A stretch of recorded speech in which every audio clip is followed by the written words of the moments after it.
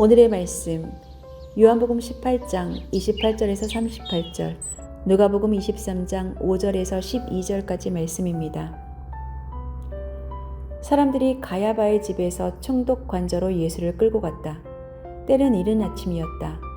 그들은 몸을 더럽히지 않고 유월절 음식을 먹기 위하여 관저 안에는 들어가지 않았다. 빌라도가 그들에게 나와서 당신들은 이 사람을 무슨 일로 고발하는 거요? 하고 물었다. 그들이 빌라도에게 대답하였다. 이 사람이 악한 일을 하는 사람이 아니라면 우리가 총독님께 넘기지 않았을 것입니다. 빌라도가 그들에게 말하였다. 그를 데리고 가서 당신들의 법대로 재판하시오. 유대 사람들이 우리는 사람을 죽일 권한이 없습니다 하고 대답하였다. 이렇게 하여 예수께서 자기가 어떠한 죽음으로 죽을 것인가를 암시하여 주신 말씀이 이루어졌다. 빌라도가 다시 관저 안으로 들어가 예수를 불러내서 물었다. 당신이 유대 사람들의 왕이요? 예수께서 대답하셨다. 당신이 하는 그 말은 당신의 생각에서 나온 말이요. 그렇지 않으면 나에 관하여 다른 사람들이 말하여 준 것이요. 빌라도가 말하였다. 내가 유대 사람이란 말이요?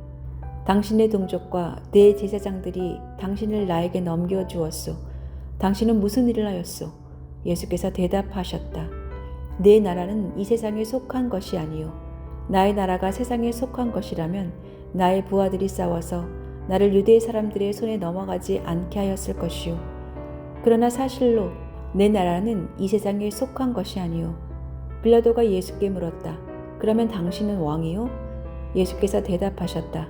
당신이 말한 대로 나는 왕이요. 나는 진리를 증언하기 위하여 태어났으며 진리를 증언하기 위하여 이 세상에 왔소. 진리에 속한 사람은 누구나 내가 하는 말을 듣소. 빌라도가 예수께 진리가 무엇이요? 하고 물었다. 빌라도는 이 말을 하고 다시 유대 사람들에게로 나와서 말하였다. 나는 그에게서 아무 죄도 찾지 못하였소. 그러나 그들은 이렇게 주장하였다. 그 사람은 갈릴리에서 시작해서 여기에 이르기까지 온 유대를 누비면서 가르치고 백성을 선동하고 있습니다. 빌라도가 이 말을 듣고서 물었다. 이 사람이 갈릴리 사람이요?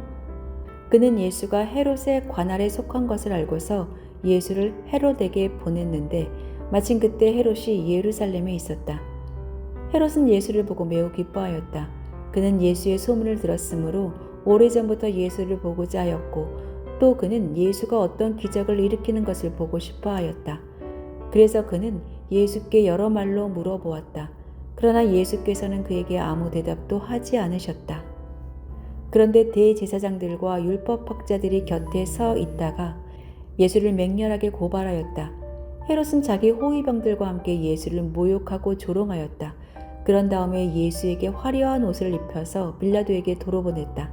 헤롯과 빌라도가 전에는 서로 원수였으나 바로 그날에 서로 친구가 되었다.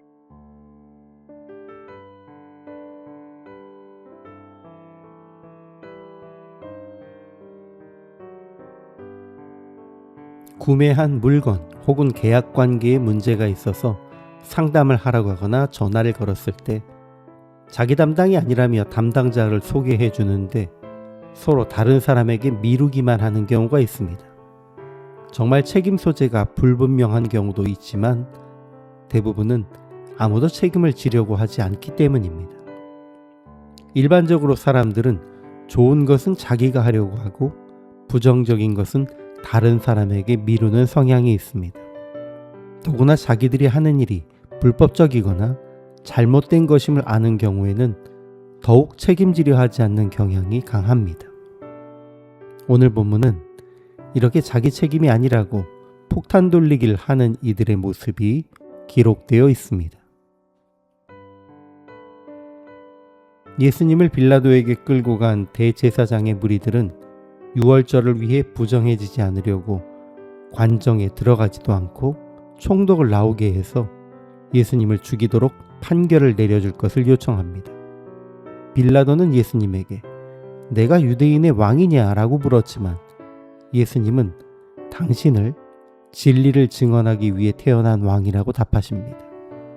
이에 빌라도는 예수님에게 죄를 찾지 못했다고 말합니다. 그러나 대제사장의 무리가 예수님을 갈릴리에서부터 와서 백성을 소동하게 한 자라고 말하며 그를 갈릴리 관할인 헤롯에게 보냅니다. 헤롯도 호기심으로 예수님을 신문하고 희롱하지만 결국 죄를 찾지 못하고 돌려보냅니다. 예수님은 빌라도의 관정에서 4번째, 그리고 헤롯 앞에서 5번째로 신문을 당하십니다. 빌라도는 공회가 고발한 것에 근거해서 예수님이 유대인의 왕인지에 대해 신문합니다. 그러나 예수님은 당신이 진리를 증언하기 위해 태어난 왕이시며 그 나라는 이 세상에 속한 것이 아니라고 답하십니다.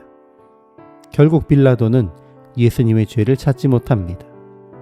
그럼에도 대제사장의 무리들이 예수님을 갈릴리에서부터 예루살렘까지 와서 백성을 소동하게 한다며 밀란의 죄로 고발했고, 이때 빌라도는 책임을 떠넘기기 위해 예수님이 갈릴리 사람이라는 것을 이유로 갈릴리 분봉왕인 헤롯에게 보낸 것이었습니다.